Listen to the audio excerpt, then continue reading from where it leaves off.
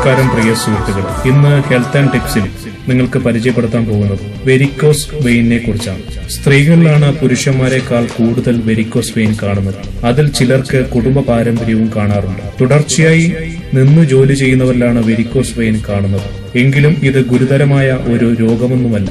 പ്രധാനമായും കാലുകളിലെ തൊലിക്കടിയിൽ തടിച്ചും വളഞ്ഞും കാണപ്പെടുന്ന അത്ര ഗൗരവമില്ലാത്ത ഒരു രോഗമാണ് ഇത്. ആയുർവേദത്തിൽ ശിരാഗ്രന്ഥി, ശിരാകൗടില്യം എന്ന പേരിൽ ഇത് അറിയപ്പെടുന്നു. 20 വയസ്സിന് താഴെ ഈ രോഗം കാണാറില്ല. മുതിർന്നവരിലാണ് ഈ രോഗം കൂടുതലായി കാണപ്പെടുന്നത്. സ്ത്രീകളിലാണ് പുരുഷന്മാരെക്കാൾ കൂടുതൽ കണ്ടുവരുന്നത്. എന്താണ് വെരിക്കോസ് വെയിൻ എന്ന് നമുക്ക് നോക്കാം. കാലുകളിലെ ഉപരിഭാഗത്തുള്ള ശിരകൾ രക്തം സംഭരിച്ച് അന്തർഭാഗത്തേക്കുള്ള ശിരകളിലേക്ക് കൊണ്ടുപോകുന്നു. അവിടെ നിന്ന് തിരിച്ച് ഹൃദയത്തിലേക്ക് എത്തിക്കും. ഇതാണ് രക്തചംക്രമണത്തിന്റെ സ്വാഭാവിക പ്രവർത്തനം. കാലുകളിലെ പേശികളുടെ സ്പന്ദനങ്ങളും സങ്കോച വികാസനവുമാണ് തറയിൽ ചവിട്ടി നിൽക്കുന്ന അവസരത്തിൽ പോലും രക്തത്തെ മുകളിലേക്ക് കൊണ്ടുപോകുന്നത്. ഇതിനായി ഒരു ഭാഗത്തേക്ക് രക്തം ചംക്രമണം നടത്തുന്നതിനായി വാൽവുകൾ പ്രവർത്തിക്കുന്നു. വെരിക്കോസ് വെയിനിന്റെ കാരണങ്ങൾ എന്തൊക്കെയാണെന്ന് നമുക്ക് നോക്കാം. പാരമ്പര്യമായി രക്തക്കുഴലുകൾക്ക് ആരോഗ്യക്കുറവുള്ളവർ അതിന് വിപരീതമായ ജോലികളിൽ ഏർപ്പെടുമ്പോഴാണ് ഈ രോഗം ഉണ്ടാവുന്നത്. സ്ത്രീകളിൽ ഗർഭാവസ്ഥയിൽ ഉയർന്ന അളവിൽ ഉണ്ടാകുന്ന പ്രൊജസ്ട്രോൺ എന്ന ഹോർമോൺ ശിരകളെ വികസിപ്പിക്കുന്നു. ഗർഭിണികളിൽ ഗർഭാശയം അരക്കെട്ടുകളിലെ അസ്ഥികളിൽ ഏൽപ്പിക്കുന്ന സമ്മർദ്ദം അതേ ഭാഗത്തു നിന്നുള്ള രക്തചംക്രമണത്തെ മന്ദീഭവിപ്പിക്കുന്നതും കാലിലെ ശിരകൾ വികസിക്കുന്നതിനും കാരണമാകുന്നു. പൊണ്ണത്തടി, നിന്നുകൊണ്ടുള്ള ജോലി ശിരാവികാസത്തിന് കാരണമാകുന്നു. ഇനി രോഗലക്ഷണങ്ങൾ എന്തൊക്കെയാണെന്ന് നമുക്ക് നോക്കാം. നീല നിറത്തിലും വളഞ്ഞതും തടിച്ച് വീർത്തതുമായ രക്തക്കുഴലുകൾ ത്വക്കിനടിയിൽ പ്രത്യക്ഷപ്പെടുന്നു. തുടർച്ചയായി നിന്നുകഴിഞ്ഞാൽ കാലിൽ വേദന, കഴപ്പ് എന്നിവ അനുഭവപ്പെടുന്നു. കൂടുതൽ ഗുരുതരമായ അവസ്ഥയിൽ കണങ്കാൽ ഭാഗത്ത് ചൊറിച്ചിൽ, വരൾച്ച എന്നിവ അനുഭവപ്പെടുന്നു. കറുത്ത നിറം, ഉണങ്ങാത്ത വ്രണം എന്നിവയാൽ ദീർഘകാലം ബുദ്ധിമുട്ടിക്കുന്നു.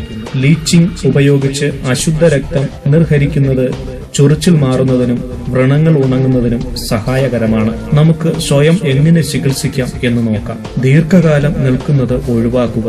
പതിവായി വ്യായാമത്തിനായി നടക്കുന്നത് കാലിലെ പേശികളുടെ ആരോഗ്യത്തിനും ശിരകളിലെ രക്തചംക്രമണത്തിനും നല്ലതാണ്. ഇരിക്കുമ്പോൾ കാലുകൾ ഉയർത്തിവെച്ച് ഇരിക്കാൻ ശ്രദ്ധിക്കുക. അമിതവണ്ണം നിയന്ത്രിച്ച് നിർത്തുന്നതും വെരിക്കോസ് വെയിൻ മാറിക്കിട്ടാൻ ഉത്തമമാണ്. കൂടാതെ യോഗയിൽ വരുന്ന സർവാംഗാസനയിലൂടെ ഈ രോഗത്തെ മാറ്റിയെടുക്കാൻ പറ്റും. ശരീരഭാഗങ്ങളിൽ ഞരമ്പുകൾ കൂടുന്ന ഈ രോഗം കൂടുതൽ ബുദ്ധിമുട്ടുണ്ടാക്കുന്നു. പ്രകൃതിദത്തമായ മാർഗങ്ങൾ സ്വീകരിക്കുകയാണ് ഇതിന് ഒരേ ഒരു പോംവഴി. നമുക്ക് സുപരിചിതമായതും മാർക്കറ്റിൽ ലഭിക്കുന്നതുമായ തക്കാളി ഉപയോഗിച്ച് വെരിക്കോസ് വെയിൻ മാറ്റിയെടുക്കാൻ സാധിക്കും. ഈ രോഗത്തെ ഇല്ലാതാക്കാനുള്ള നിരവധി മൂലികകൾ തക്കാളിയിൽ അടങ്ങിയിട്ടുണ്ട് എന്നാണ് വിദഗ്ധർ അഭിപ്രായപ്പെടുന്നത്. വെരിക്കോസ് വെയിനിന്റെ ഭാഗമായി ഉണ്ടാകുന്ന വേദന അകറ്റാൻ തക്കാളിയിൽ അടങ്ങിയിരിക്കുന്ന അസറ്റൈൻ സാലിസിലിറ്റിക് ആസിഡിന് സാധിക്കും. ഒപ്പം രക്തം കട്ട പിടിക്കാതിരിക്കാൻ സഹായിക്കുന്ന ആന്റി കോയാഗ്ലിന്റായി പ്രവർത്തിക്കുകയും ചെയ്യുന്നു തക്കാളി. രക്തക്കുഴലുകളുടെ ഭിത്തികളെ ശക്തിപ്പെടുത്താൻ സഹായിക്കുന്ന ഫ്ലേവനോയിഡുകളും തക്കാളിയിൽ ധാരാളം അടങ്ങിയിട്ടുണ്ട്. വെരിക്കോസ് വെയിൻ ഭേദമാക്കാൻ നിങ്ങൾക്ക് വീട്ടിലിരുന്ന് തന്നെ ചെയ്യാൻ പറ്റുന്ന പ്രകൃതിദത്തമായ വഴികൾ ഏതൊക്കെയാണെന്ന് നോക്കാം. വെരിക്കോസ് വെയിനിന് പച്ചത്തക്കാളി ഉപയോഗിക്കുന്നത് എങ്ങനെയാണെന്ന് നോക്കാം. പച്ചത്തക്കാളി ഉപയോഗിച്ചുള്ള ചികിത്സാരീതി തനി നാടൻ ചികിത്സാ പദ്ധതിയാണ്. ഇത് ഏറെ ഫലപ്രദവുമാണ്. അതിവേഗം രോഗശാന്തിയിൽ ലഭിക്കുന്നു. ഇനി പറയുന്നത് പോലെ ഒന്ന് ചെയ്തു നോക്കുക. ആദ്യം 1-2 തക്കാളി കഴുകിയെടുത്തതിനു ശേഷം വൃത്താകൃതിയിൽ അരിയുക. വെരിക്കോസ് വെയിനിന്റെ ചുളിവുകൾ കാണുന്ന സ്ഥലത്ത് ഈ തക്കാളി കഷ്ണം ചേർത്ത് വെച്ച് ഒരു ബാൻഡേജ് കൊണ്ട് കെട്ടുക. ചർമ്മത്തിൽ തരിപ്പ് അനുഭവപ്പെടുന്നതുവരെ ബാൻഡേജ് ഇങ്ങനെ തന്നെ വയ്ക്കണം. തരിപ്പ് കൂടിയ അളവിൽ ആയിക്കഴിഞ്ഞാൽ ബാൻഡേജിന്റെ കെട്ടഴിച്ച് മാറ്റി തണുത്ത വെള്ളം കൊണ്ട് വെരിക്കോസ് വെയിനിന്റെ ഭാഗം കഴുകുക. ഒരു ദിവസം 5 തവണയെങ്കിലും ഈ രീതി ആവർത്തിച്ചാൽ നിങ്ങൾക്ക് ഫലം കണ്ടു തുടങ്ങും. 2 ആഴ്ച ഈ രീതി തുടർന്നാൽ പച്ചത്തക്കാളി ഉപയോഗിച്ചുകൊണ്ടുള്ള വെരിക്കോസ് വെയിൻ ചികിത്സയ്ക്ക് ഫലം കണ്ടു തുടങ്ങും. ഞരമ്പ് ചുരുണ്ടുകൂടിയ ഭാഗങ്ങൾ ചർമ്മത്തിൽ നിന്ന് മാറിയിട്ടുണ്ടാകും. ഇതുമൂലമുണ്ടാകുന്ന വേദനയും ഇല്ലാതാവുകയും ചെയ്യും. പച്ചത്തക്കാളി മാത്രമല്ല, ചുവന്ന തക്കാളി ഉപയോഗിച്ച് സമാനമായ ചികിത്സ ചെയ്യാവുന്നതാണ്.